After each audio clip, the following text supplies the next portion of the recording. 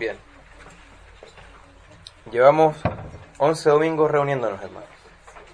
77 días que se cumplen hoy de estar congregándonos. Y hemos estado estudiando el libro de Esdras. Hemos estado haciendo un viaje capítulo a capítulo, un recorrido por este libro. Y sería bueno hacer un muy breve resumen de este libro. ¿De qué se trata este libro? Vemos que no se predica mucho sobre Esdras, ¿cierto? Como un libro un poco perdido dentro de todos los libros de la Biblia. Entonces se trata de el regreso de un pueblo que había sido exiliado. ¿Por qué había sido exiliado? Porque había desobedecido a Dios. Dios le había concedido una tierra, ¿cierto? En su misericordia, le había concedido una tierra para que ellos habitaran ahí. Pero el pueblo fue rebelde a Dios y desobedeció abiertamente su mandato, su ley. Entonces Dios, después de mucha paciencia, decidió que debía afligirlos y ellos fueron exiliados. Y ese exilio duró 70 años, ¿se acuerdan? Fueron exiliados a Babilonia. Y luego de estos 70 años el Señor cumple su promesa y les permite volver. Pero este retorno no es un retorno en que todos regresaron en un momento, sino que fue por oleadas de personas que fueron volviendo, ¿cierto? Entonces primero vimos que un grupo volvió liderado por Josué y Zorobabel, ¿se acuerdan? Eso fue hasta el capítulo 6. Y en el capítulo 7, que si uno revisa los años, fue varias décadas después, cuando ya lo más probable es que hayan estado todos muertos, los que volvieron en el primer viaje. Entonces, como decíamos, varias décadas después vuelve una segunda oleada. Y esa oleada está bajo el liderazgo de Esdras, ¿cierto? Y ellos habían hecho un ayuno, habían dispuesto su corazón para volver. Y se nos decía que Esdras había preparado su corazón, ¿cierto? Para inquirir en la ley, que eso significa estudiar la palabra, para poder cumplirla y para poder enseñarla, ¿cierto? Pero ¿qué pasó? Volvió este pueblo y no pasaron mucho tiempo, no sabemos cuánto pasó, pero fue muy poco tiempo, y se rebelaron de nuevo contra Dios. O sea, después de toda la misericordia de Dios, después de toda la gracia que Dios había mostrado hacia ellos, se rebelan nuevamente, y de una forma muy grosera, o sea, un pecado que el Señor le había dicho claramente, no hagan esto. ¿Cuál era ese pecado? Era casarse con personas de distinta religión a la de ellos, con personas que habitaban en ese lugar. ¿Y qué pasaba con eso? El Señor le había dicho, no tomen para ustedes mujeres de las tierras, porque van a caer en idolatría, van a creer en sus dioses, van a adoptar sus cultos paganos, van a perder su relación conmigo. Eso fue lo que les dijo el Señor. Y ellos lo hicieron. No tuvieron en cuenta el mandato del Señor y se rebelaron, lo hicieron. Entonces, eso es lo que estamos viendo ahora. La semana pasada vimos cuando a Esdras le llega la noticia, ¿cierto? Esdras como líder, le llega la noticia, le vienen a contar, mira, el pueblo, los sacerdotes, los levitas, gente que debía estar consagrada al Señor, y los príncipes y gobernadores tomaron para sí mujeres extranjeras. ¿Y Esdras qué pasó? Eso es lo que vamos a ver hoy día. ¿Cómo reaccionó? Es lo que vamos a ver hoy. Pero vimos que era una tendencia natural en nosotros caer en los mismos pecados. O sea, si vemos lo que pasó con ellos, es algo que puede pasar con nosotros, porque nosotros no somos mejores que ellos. Nosotros en nuestro ser tenemos la misma semilla para cometer las mismas atrocidades, los mismos pecados, las mismas rebeliones que ellos. Entonces había un llamado a velar para que no nos pasara lo mismo, a cuidarnos los unos a los otros, a estar en comunión con el Señor, pendientes de lo que dice su palabra para que no nos pasara lo mismo. Entonces hoy nos enfocaremos en la reacción de Esdras ante el pecado del pueblo. Y esto nos deja un ejemplo valioso sobre qué actitud debemos tener ante nuestro pecado y ante el pecado de la iglesia, del pueblo de Dios. Entonces nos dice cómo debemos reaccionar juntos ante el pecado en medio nuestro. Por eso el mensaje de hoy se titula Reaccionando juntos ante nuestro pecado. Reaccionando juntos ante nuestro pecado. Y esta es la primera parte. El próximo domingo vamos a ver la segunda parte. Entonces hay 3 principios o 3 elementos que vemos en este capítulo sobre cómo reaccionar juntos. ante nuestro pecado. Primero, lamentándonos y avergonzándonos juntos. En segundo lugar, orando juntos. En tercer lugar, reconociendo la gracia de Dios y rogando juntos por su misericordia. Entonces vamos al primer elemento. Lamentándonos y avergonzándonos juntos. Entonces les pido que tengan ahí su libro de Esdras abierto para que vayamos revisando los versículos. La semana pasada quedamos en el versículo 2, ¿se acuerdan? Ahora veamos qué dice el versículo 3. Cuando oí esto, es decir, cuando oyó la noticia de que el pueblo había pecado, rasgué mi vestido y mi manto, y arranqué pelo de mi cabeza y de mi barba, y me senté angustiado en extremo. Esa fue la reacción inmediata de Esdras. Eso es lo primero que vemos, su reacción inmediata. El rasgar las vestiduras, hoy se dice figurativamente, ¿cierto? Esta persona va a rasgar vestiduras si sabe esto.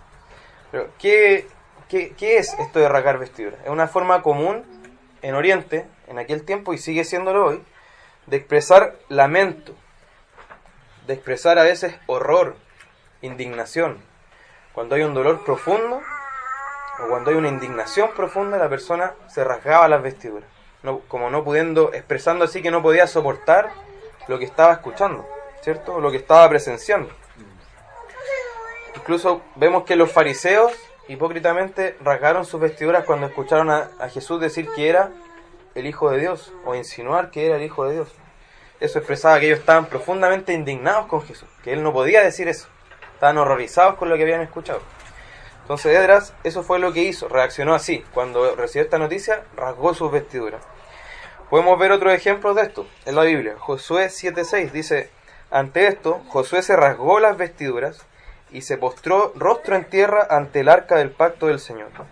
Lo acompañaban los jefes de Israel, quienes también mostraban su dolor y estaban consternados. ¿Se fijan? A eso está asociado. Dolor, consternación. Segunda de Reyes 19:1 dice: cuando el rey Ezequías escuchó esto, se rasgó las vestiduras, se vistió de luto y fue al templo del Señor. ¿Se fijan? Nuevamente, rasgar, estar de luto, ir al templo del Señor. Después otro ejemplo, Job 1:20. Todos conocemos de alguna manera la historia de Job, ¿cierto? Dice: al llegar a este punto, es decir, cuando había conocido todas las noticias malas que le habían pasado, Job se levantó, se rasgó las vestiduras, se rasuró la cabeza y luego se dejó caer al suelo en actitud de adoración. Simplemente se desplomó al suelo en actitud de adoración. Entonces algo que vemos aquí que hizo Job, que es rasurarse la cabeza y la barba, también era una expresión de luto, pero era todavía más profundo. El asunto de rasgarse la vestidura era algo inmediato, era algo que la sensación inmediata del dolor o del horror o de la indignación. Y esto otro de rasurarse era algo más que era para expresar luto. O sea, era algo más permanente, así se pueden dar cuenta, ¿cierto? Yo voy a expresar mi luto, entonces me voy a rasurar completamente. Pero aquí hay un elemento que nos habla de la intensidad de lo que sintió Esdras, porque él ni siquiera se rasuró, sino que se arrancó el pelo de raíz. O sea, eso habla de toda la intensidad, lo profundo que era el dolor para él, de haber visto lo que estaba pasando.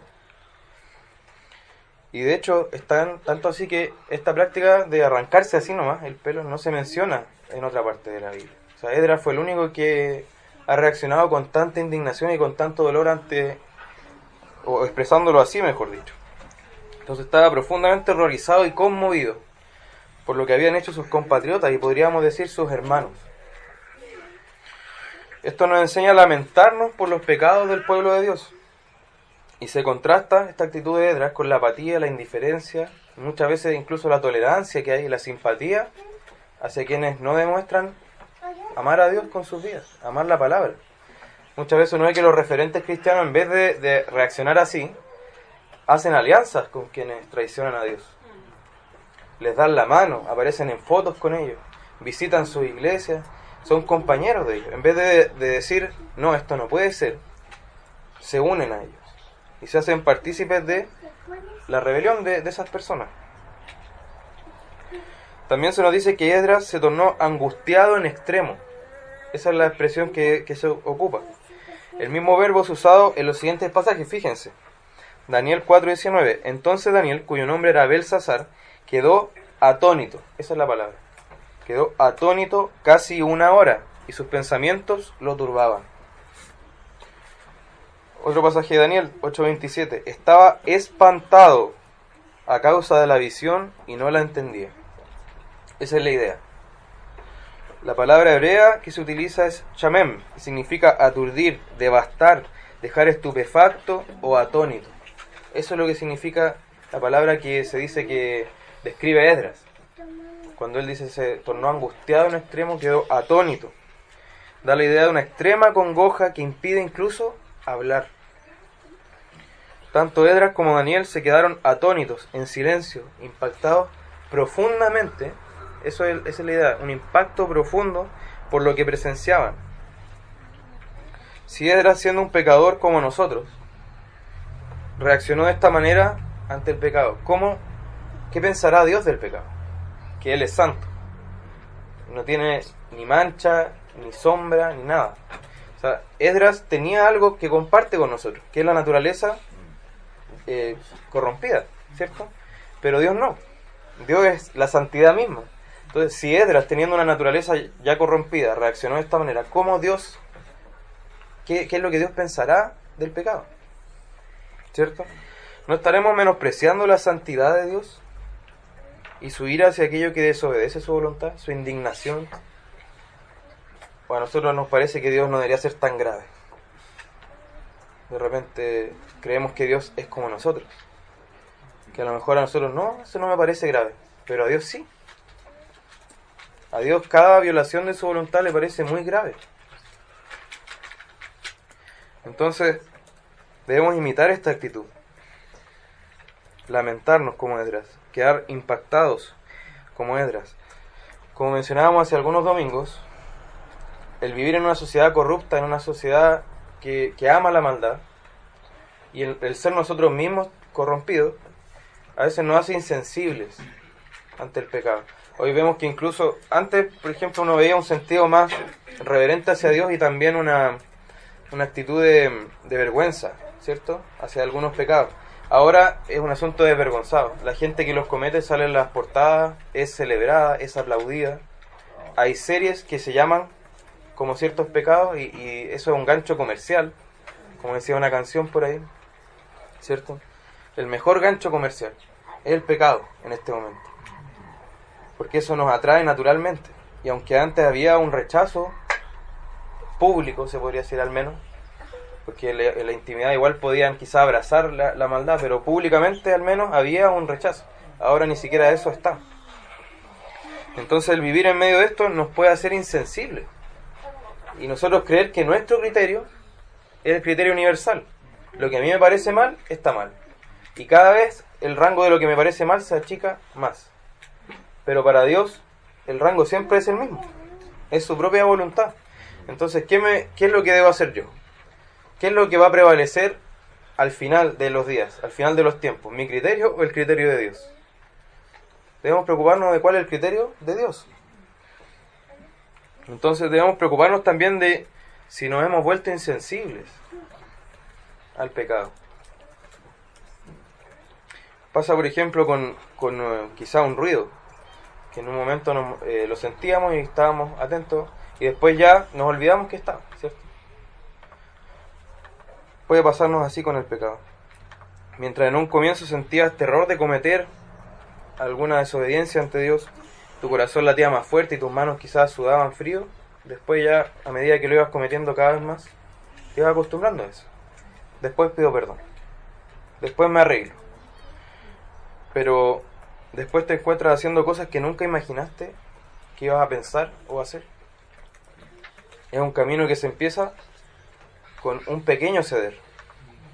Y de ahí viene una carrera descendente hacia la corrupción. El pecado, tal como la lepra. ¿Por qué en la Biblia se compara el pecado con la lepra? Porque es muy parecido. Degrada progresivamente, daña progresivamente y va insensibilizando. La lepra insensibiliza la piel. ¿Qué pasaba con algunos leprosos? alguien contaba por ahí, no sé si recuerdan, que debían andar con un gato, los leprosos, porque de repente los ratones, ellos estaban durmiendo y los ratones les comían partes de su cuerpo y ellos no se daban cuenta. Entonces tenían que tener un gato para que espantara a esos ratones. Eso pasa, era tan insensible su piel por la enfermedad que no sentían dolor ya. No les avisaba que algo andaba mal en alguna parte de su cuerpo, ¿cierto? Eso pasa con el pecado a medida que nos vamos sumergiendo en él y vamos cediendo a su impulso. Nos vamos volviendo insensibles. Y ya lo que antes nos impactaba, después no nos impacta. También hemos hablado de que quizá nuestros tatarabuelos, y pensando que ni siquiera eran creyentes, ni siquiera amaban a Dios, poniéndonos en el caso, se indignarían con cosas que a nosotros nos parecen normales en este momento. Pero no es lo que pasó con Esdras, porque vimos en el capítulo 7 que Esdras había preparado su corazón. ¿Para qué? Como dijimos, para estudiar la ley, para cumplirla y para enseñarla. Entonces Esdras sabía lo que decía Dios sobre esto. Sabía cuál era la opinión de Dios sobre esto que había hecho el pueblo.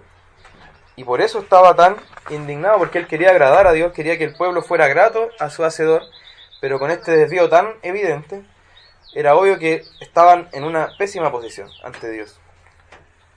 Este versículo muestra entonces cuál debe ser nuestra reacción emocional ante el pecado. Muchas veces caemos en un extremo de creer que mientras menos se exprese emoción, mejor, ¿cierto? Quizá huyendo de esas denominaciones que tanto les gusta demostrar una emoción desbordada y hay un desorden y hay un escándalo incluso. Y tratando de huir de eso, nosotros a veces caemos en el otro extremo, que es no demostremos nada, ¿cierto? Tratemos de estar casi inconmovibles. Pero vemos que la reacción de Esdras fue muy intensa. Emocionalmente él rasgó vestiduras, se arrancó pelo, fue muy intensa. Entonces, ¿qué es lo que importa? Que la emoción no nos guíe, ¿cierto? La emoción no debe ser lo que guíe nuestra espiritualidad, pero sí que esté sometida a la palabra de Dios. Y puede ser una demostración muy intensa como esta, pero si está sometida a la palabra de Dios, está correcta. El pasaje incluso nos enseña que pueden, uno, como decíamos, puede expresar emociones muy intensamente, y esto va a generar que las personas se nos unan. Por ejemplo, en el versículo 4 nos dice que empezaron a congregarse en torno a él, se le juntaron otros que temían las palabras del Dios de Israel. Entonces, Esdras, con esta reacción tan intensa, él lo que hizo fue actuar apropiadamente, porque ante lo que había hecho el pueblo, que era lo que ameritaba, que era lo que correspondía, reaccionar así. Reaccionar con indignación, reaccionar con lamento. En nuestros días, el fallecido predicador David Wilkerson, no sé si lo han escuchado, él hacía un llamado a la angustia, como respuesta ante el pecado que veía en la iglesia y en sí mismo, de la rebelión de aquellos que se hacen llamar cristianos. Él ante toda esta situación, él decía, hago un llamado a que nos angustiemos. ¿A qué iba con esto? A que tal como ocurrió con Esdras, nos identificáramos de tal manera con Dios y con su palabra, que llegáramos a estar indignados ante lo que ocurría.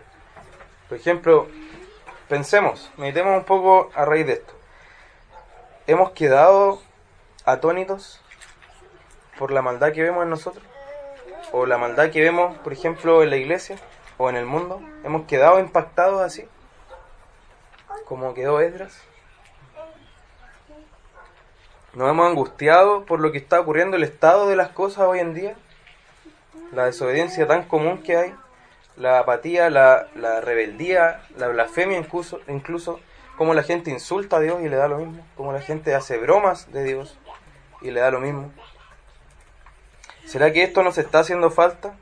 ¿Nos angustiamos lo suficiente ante la terrible realidad de la iglesia que profesa ser cristiana, pero niega las Escrituras y al Dios de las Escrituras? A pesar de confesar que creen en Él, ¿nos estamos angustiando por esto?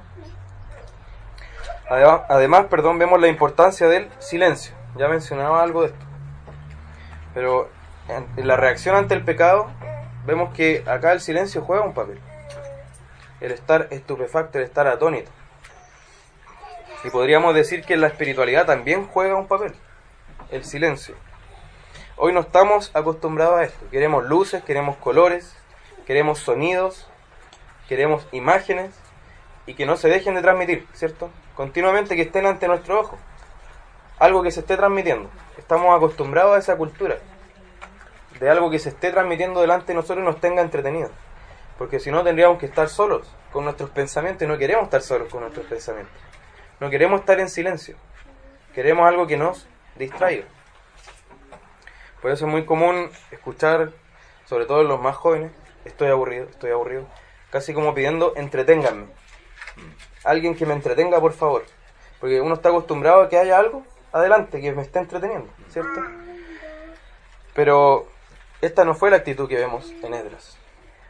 Y otro hombre de la escritura, el mismo Job, dice, fíjense lo que hicieron los amigos de Job cuando lo vieron sufrir. Dice, así se sentaron con él en tierra por 7 días y 7 noches, y ninguno le hablaba palabra porque veían que su dolor era muy grande. ¿Qué es lo que hace uno cuando ve a alguien sufriendo? Trata de hablarle de inmediato, ¿cierto? Tengo que decirle algo. Pero los amigos de Job, ¿qué fue lo que hicieron? Cuando lo vieron sufrir tan profundamente, ellos dijeron, vamos a pasar en silencio. Cuando haya que hablar, hablaremos. Pero pasaron 7 días, o sea, una semana completa sin hablarle nada a Job. Solamente estando ahí. Ezequiel 3:15. Y vine a los cautivos de Tel Aviv que moraban junto al río Quebar, y me senté donde ellos estaban sentados, y ahí permanecí 7 días atónito entre ellos. ¿Otra vez? O sea, nosotros no aguantaríamos quizás ni 10 minutos sin decir una palabra. Pero ellos pasaron 7 días sin decir una palabra.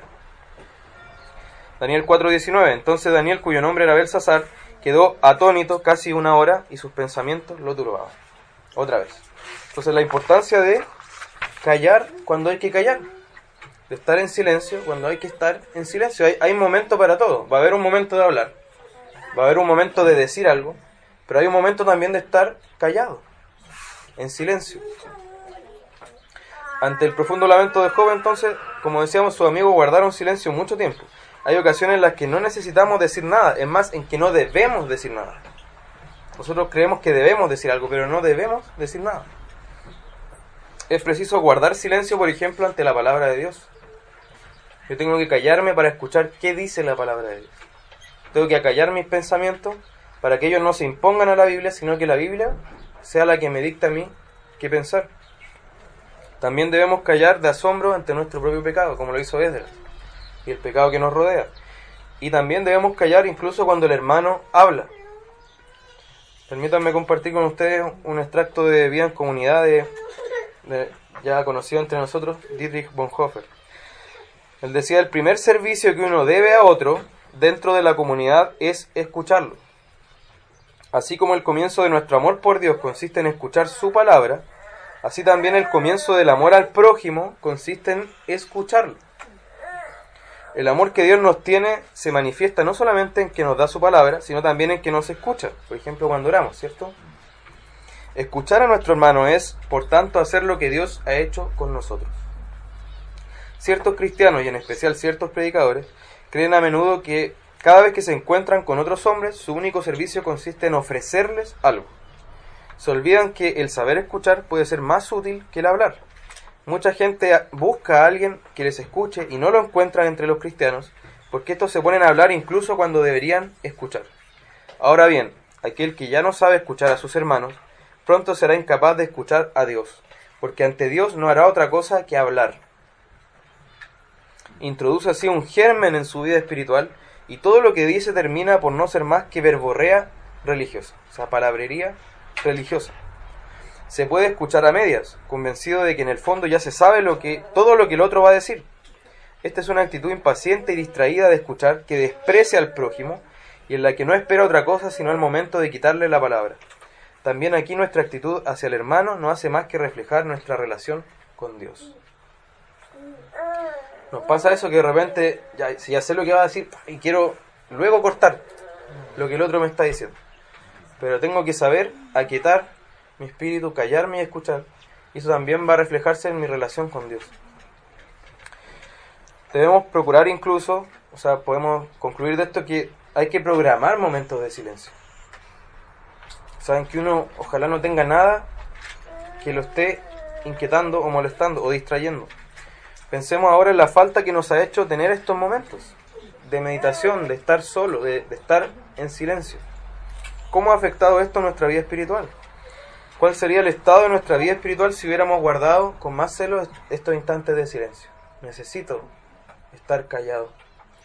Hay hermanos que se iban al bosque, se internaban en el bosque para pensar solamente, para orar, para estar sin ni una compañía, estar solos con Dios. Ahora, veamos el versículo 4.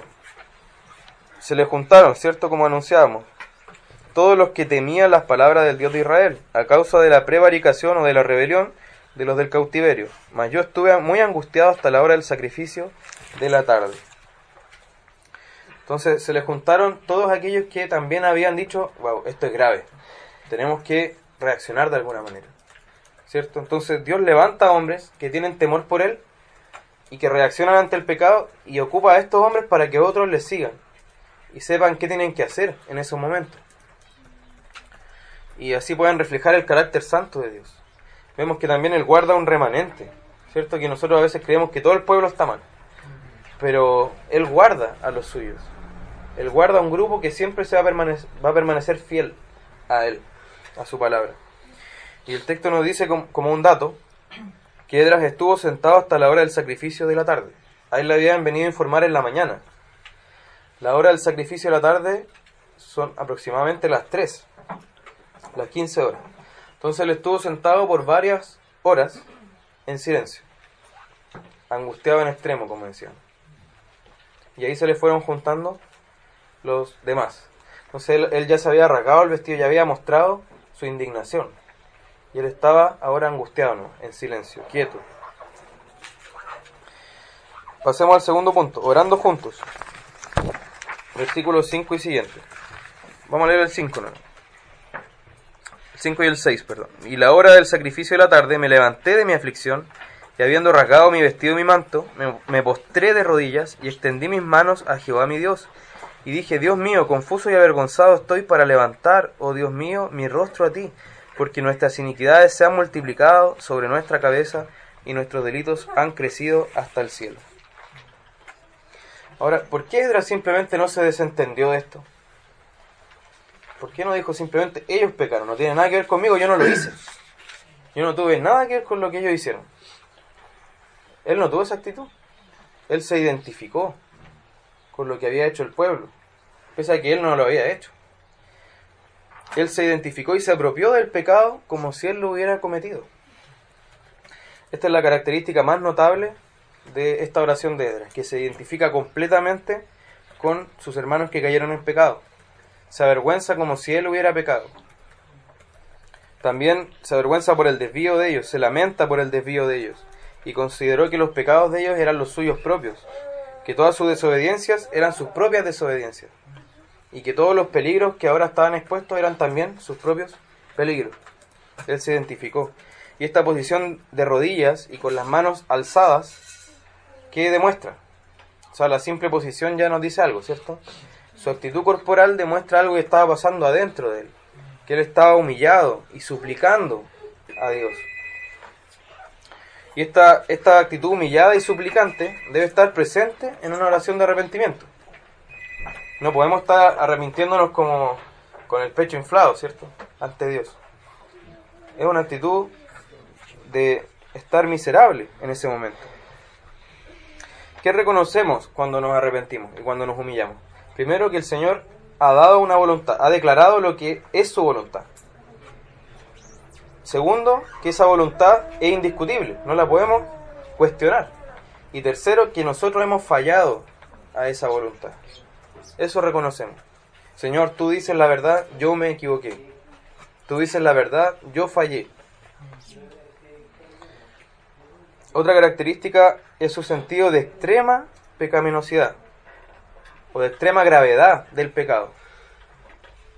Hablábamos delante de qué es lo grave, qué no es lo... Porque muchas veces nos dicen a nosotros, ya, pero no seas tan grave. O ya, esto no es tan grave. Pero para Esdras esto fue extremadamente grave. Dice que lo ve como una gran transgresión y que con esto los pecados han crecido hasta el cielo. Veamos versículo 6 dice: nuestras iniquidades se han multiplicado sobre nuestra cabeza y nuestros delitos han crecido hasta el cielo. ¿Se fija? O sea, eso significa que la maldad de ellos llegó hasta Dios.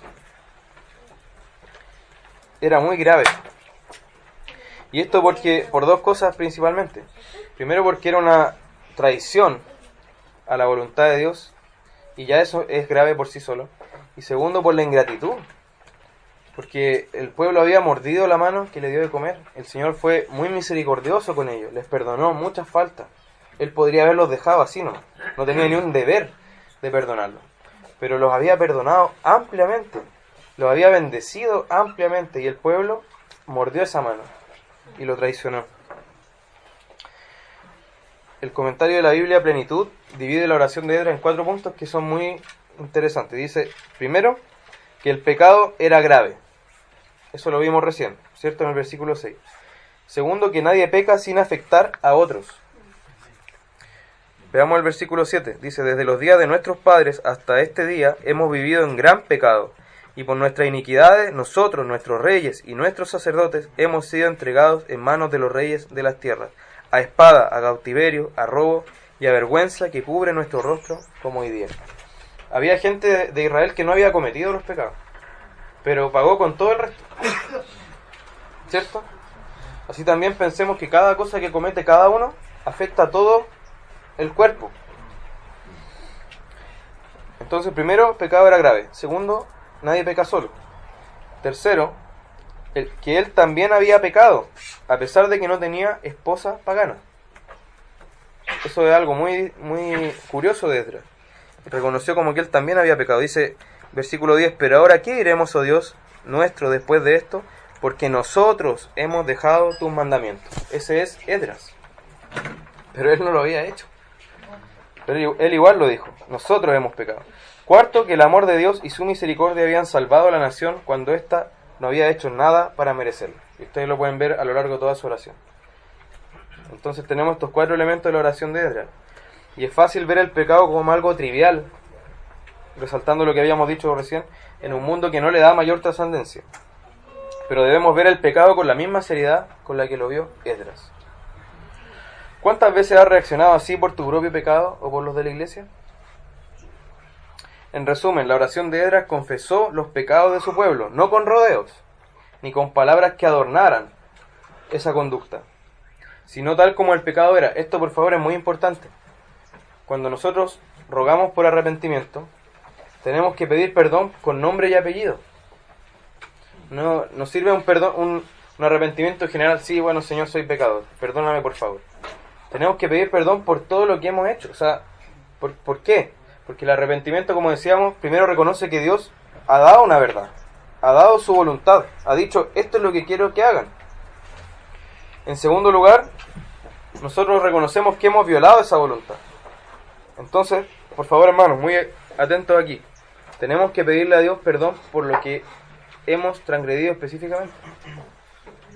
Si yo mentí, tengo que decir, Señor, perdóname porque mentí. Tú dijiste que yo no mintiera y yo he violado tu palabra. Si yo murmuré contra otro, tengo que decir, Señor, perdóname porque yo hablé de tal persona y no debería haberlo hecho. Porque tu palabra nos llama a no murmurar. Y así, con pecado con nombre y apellido. Porque si nosotros simplemente pedimos perdón por lo que a nosotros nos parece que es pecado, en realidad no nos estamos arrepintiendo. ¿Quién es el legislador si uno hace eso? Yo. Yo digo lo que es pecado y lo que no. Pero cuando yo me arrepiento de verdad, yo reconozco lo que Dios establece como voluntad. Entonces, Señor, perdón porque violé tu voluntad. En este punto. Entonces, él expresó con llanto su vergüenza por el pecado. Y esto conmovió al pueblo. El capítulo 10 nos dice en el versículo 1, mientras oraba Esdras y hacía confesión, llorando y postrándose delante de la casa de Dios, se juntó a él una muy grande multitud de Israel, hombres, mujeres y niños, y lloraba el pueblo amargamente. ¿Se fijan? La actitud de Esdras conmovió a otros, que también dijeron, yo también me tengo que lamentar, yo también tengo que llorar. Esto nos muestra que Dios quiere una comunidad santa.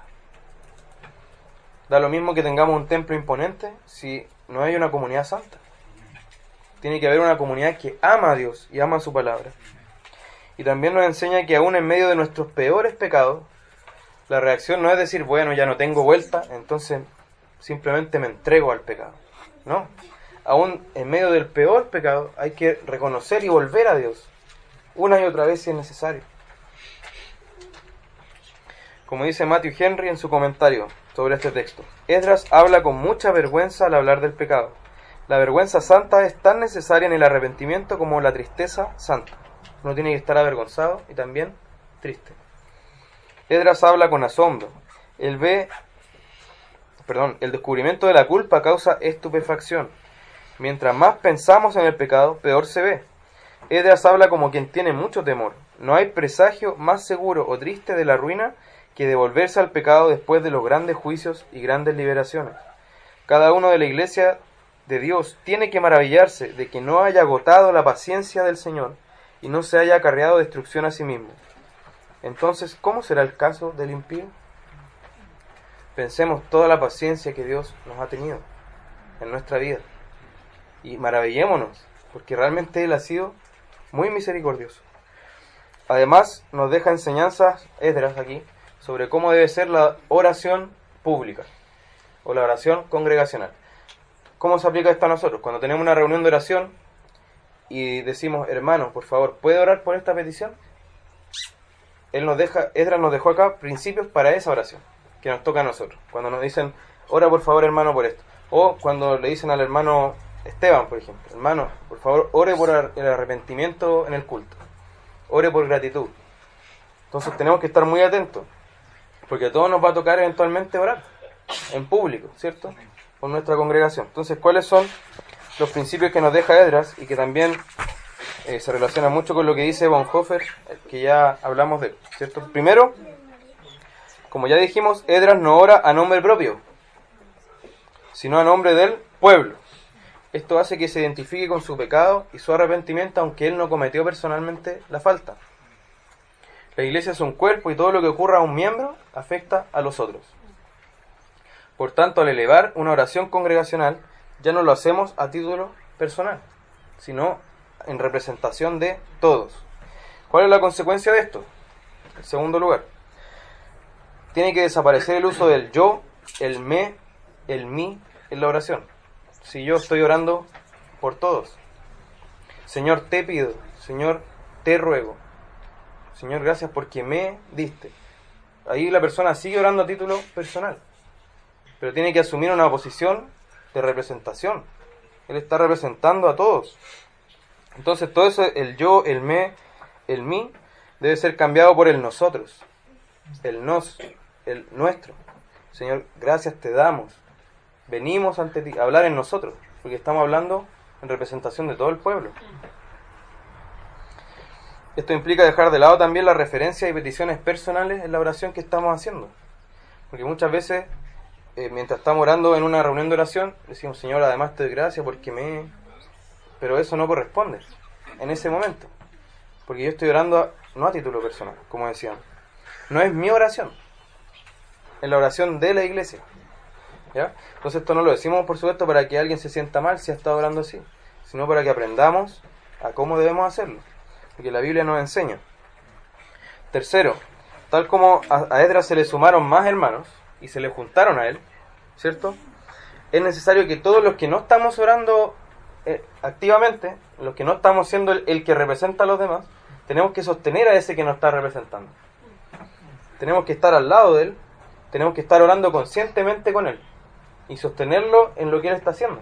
Tal como a Moisés le levantaban los brazos, ¿cierto? Nosotros tenemos que estar al lado del hermano que está orando en representación de nosotros, a nuestro nombre.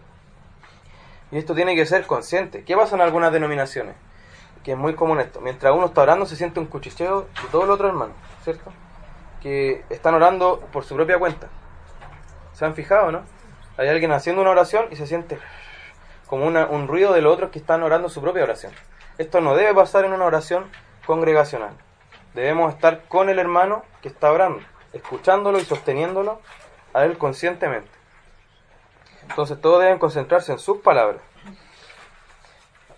En cuarto lugar, para que la oración de ese hermano pueda ser la oración de todos, aquel que ore en representación del pueblo tiene que conocer las necesidades de ese pueblo, los pecados de ese pueblo.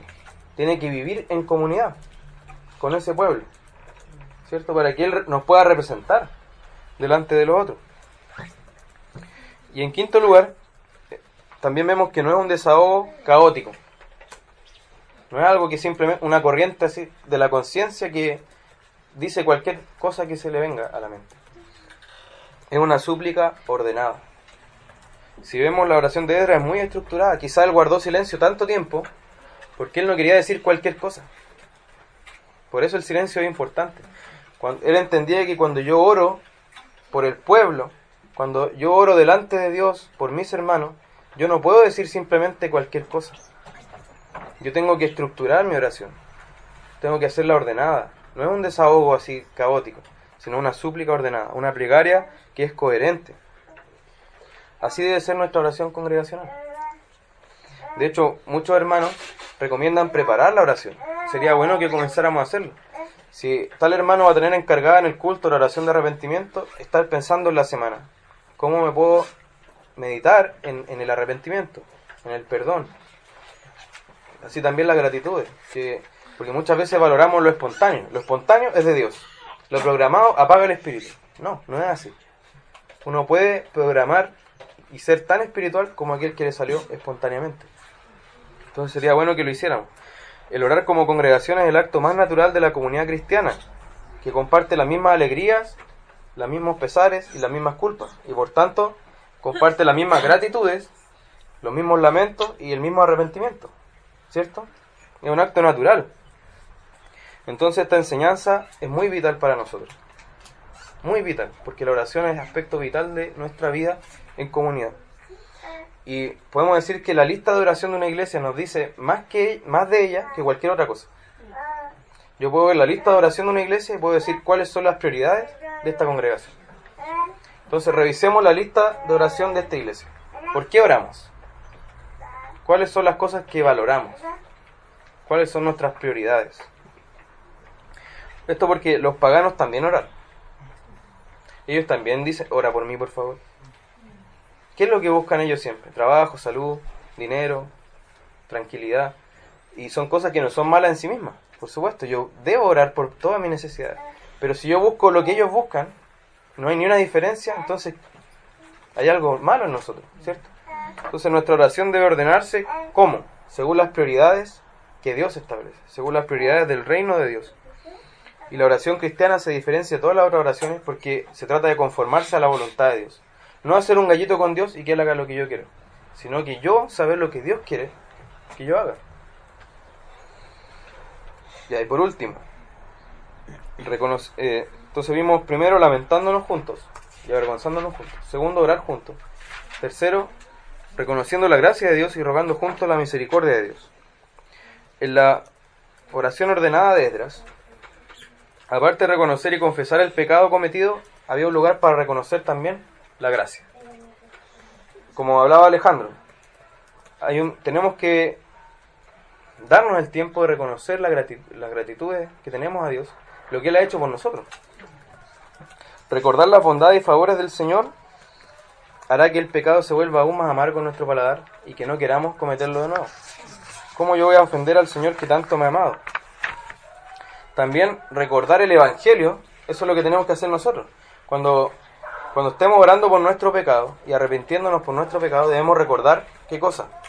El Evangelio. ¿Eso qué va a hacer? Poner todo en la perspectiva correcta.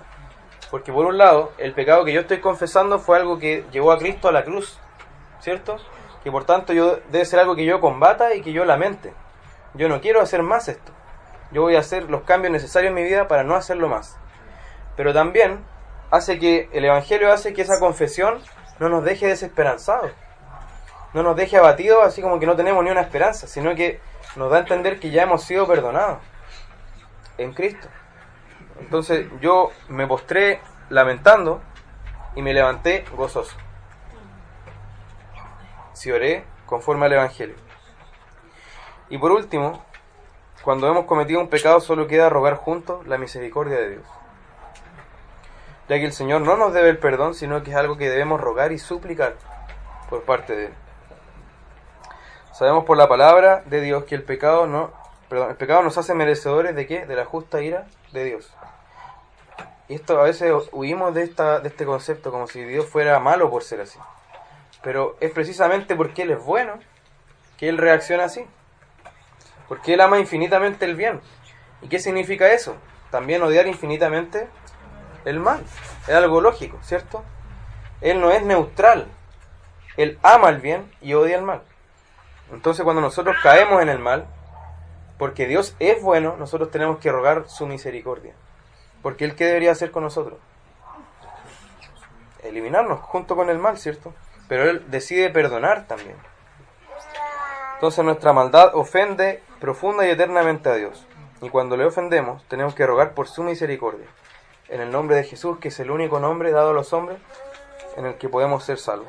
Entonces Esdras se entregó a la misericordia de Dios y lo mismo debemos hacer nosotros. Entonces antes de ir a las conclusiones, vamos a leer del 3 al 15. Y dice, más después de todo esto, de todo lo que nos ha sobrevenido a causa de nuestras malas obras y a causa de nuestro gran pecado, ya que tú, Dios nuestro, no nos has castigado de acuerdo con nuestras iniquidades y nos diste un remanente como este, ¿hemos de volver a infringir tus mandamientos y a emparentar con pueblos que cometen estas abominaciones? ¿No te indignarías contra nosotros hasta consumirnos sin que quedara remanente ni quien escape? Oh Jehová, Dios de Israel, tú eres justo, puesto que hemos quedado un remanente que ha escapado, como en este día. Henos aquí delante de ti en nuestros delitos, porque no es posible estar en tu presencia a causa de esto. Esa es la oración final de Esdras. Vamos a las conclusiones. Ustedes la tienen en su tríptico. Primero, debemos indignarnos, avergonzarnos y entristecernos profundamente por nuestro propio pecado, por el de nuestra iglesia y por el de todas aquellas congregaciones que profesan ser cristianas. En la oración congregacional es preciso que nos identifiquemos con los pecados de la iglesia, aun cuando nosotros no los hayamos cometido personalmente. Tercero, no es malo expresar emociones, siempre y cuando ellas no sean las que nos guíen, sino que estén sometidas a la palabra de Dios. Cuarto, es necesario reflexionar profundamente en la inmundicia del pecado y entristecernos de forma genuina por él, teniendo en cuenta la forma en que Dios lo ve.